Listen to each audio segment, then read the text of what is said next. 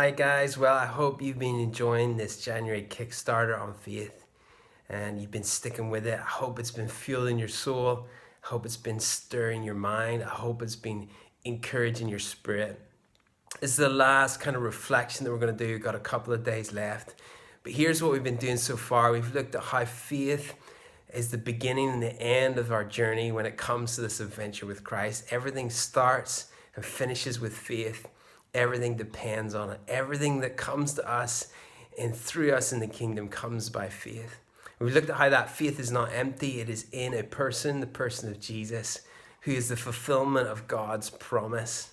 And that God is faithful to his promises and he can be trusted to come through on his word.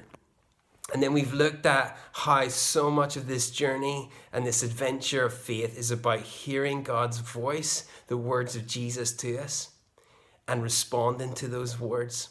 Faith comes through hearing and hearing through the message of Jesus. And so we talked about having to have a practice of listening in our lives, the reading of the scriptures, time in the quiet, listening to God, writing it down, considering what he is saying, paying attention to the still small voice and the whisper of Jesus in our lives, because that is how we walk by faith on this journey, through hearing the voice and instruction of God and by responding. And then this week we've looked at how you can't hear something and not do something with it.